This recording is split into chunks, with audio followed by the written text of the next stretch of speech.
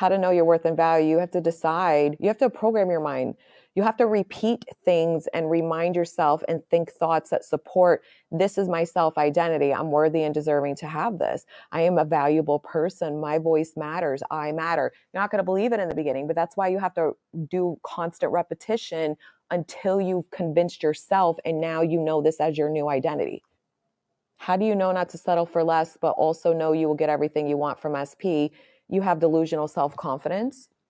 You don't look at 3D reality. You don't decide that without SP coming in and showing you something that that's the only way you're going to know you get to have what you want. You don't settle with the shitty version of an SP, meaning if you have an SP who's being rude or disrespectful, I'm not necessarily saying if one's in your life, but they're not fully conformed, but they're treating you amazing and they're putting in effort, then yeah, let it unfold, right? You've manifested in a better version. But some of you are still dealing with versions of SPs where, they're dealing with a bunch of other women and they're only hitting you up for sex, things like that. Like, you deserve more than that. If you want to be in a relationship, then the version of you that is worthy of being in a relationship is not going to entertain and deal with somebody who's hitting them up for sex. You have to decide the story. Like, you can date people and you don't got to fuck them. I mean, you can fuck them if you want. Like, it's not like we're bad people if we have sex, right? But I'm just trying to get you to understand that you are the one that's in control of everything, of who you are and how you're showing up in the world, right? I had to do that too. I had to decide, who do I want to be? And then everybody will start reflecting it back to you, right? And so if that version of me is confident, knows her worth and value, does not settle, well, in the interim, if I'm manifesting in people that are offering me breadcrumbs, I'm not accepting those breadcrumbs because somebody with high self-worth won't do that. Yes, but what if you're not qualified? You aren't worth it? No, but I think it's like, again, to each their own, right? Like, for me in the past, like if I'm new at doing something and I've never done it before, I'm not going to be charging at the top fucking thing and expecting the highest pay in the world, right? But if I know like this is what I meant to do and I'm going to be paid for it very well, then I'm going to manifest a reality where it comes in. But I guess it's really about your mindset. But I was talking about, it's not about if you're not qualified, you're not worth it. What I was saying with the other example is that if you come in and you won't accept things you don't know you're worth. So I guess that would be up to you. It's really a personal thing, Lee. I really do think that because I'm sitting here like, because I answer these questions like in real time. So some of these things I start thinking because it is interesting the way you guys ask, but I guess it just depends on you, like for me, myself, like I know I'm amazing at what I do, but even when I started coaching, it was so new for me. Even though I'd been a therapist forever, it was just a new identity I was taking on. And I wasn't comfortable being it because I'd been a therapist and still was practicing as a therapist when I started coaching.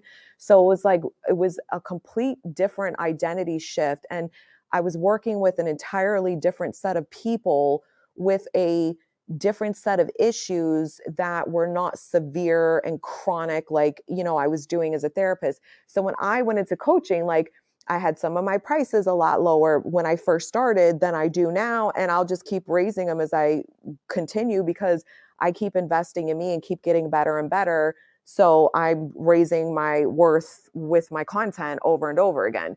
So it just, I guess, depends on you, right? Hello, Kim. Could you touch base on what you were talking about in relation to dream body and actions wish fulfilled? I find this difficult with the 3D and what I should be doing physically.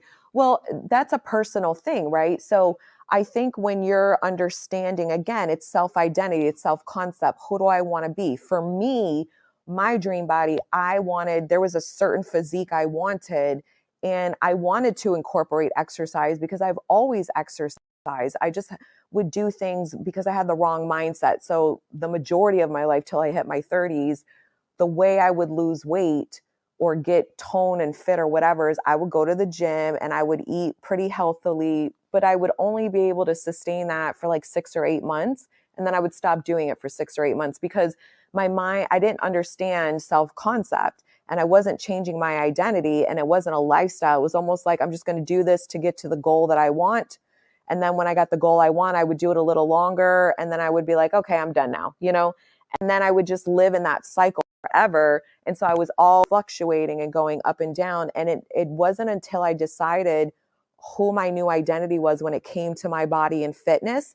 And so I chose for myself, I had this picture of a physique out of a magazine of what I wanted to look like.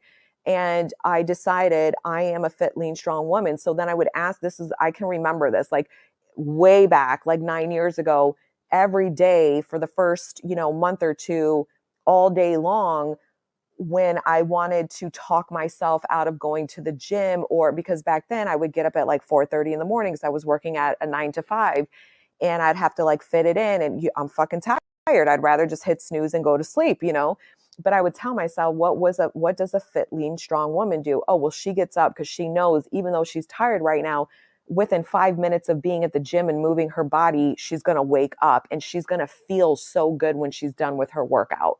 And so I would have to not allow myself, the old version of me, take over and talk me out of doing the things the new version of me does.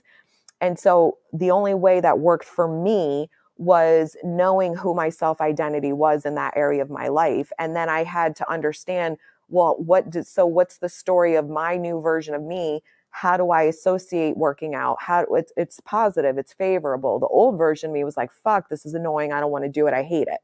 So I had to change my story. And then even food, I started looking at food because I used to do a lot of comforting.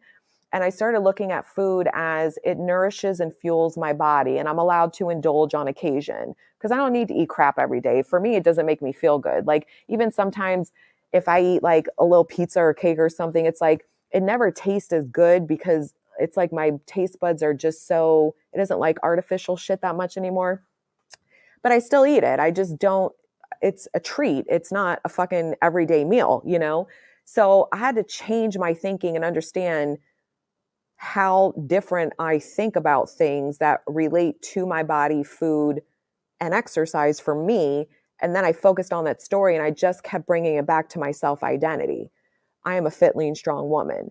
So for me, going to the gym was part of that. But there's lots of people that don't want to work out. So that's why I'm saying, like, you have to decide what is your self concept about your body and what feels good for you about if you're going to exercise or not. And if you are going to exercise, then what does that look like? Because there's a million different ways you can exercise. Not everybody's going to want to do heavy weight training. I fell in love with it because I used to work out. I did aerobics back in the days. I would do cardio, fucking running on. I used to get up at 4:30 in the morning and run 3 miles on a fucking treadmill. I would do all these different things. And the one thing I fell in love with was weight training because it never gets boring to me, because even though other exercises you can potentially do the same thing, but like you keep adding more weight, you keep moving and progressing and getting stronger over time. So it's challenging every time you go. So I just never got bored with it. But again, this is the thing, is that you guys have to decide what your self-concept is, what this identity is. So same thing, we're looking at SP.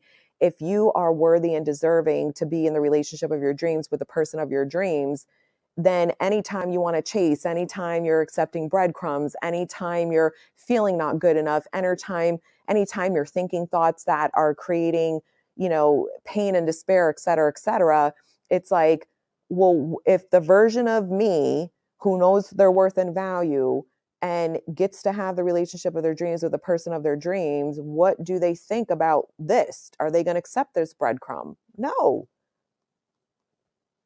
Are they going to, when SP's hitting up for sex and they don't want to have sex with them and only that, are they going to do that behavior? No.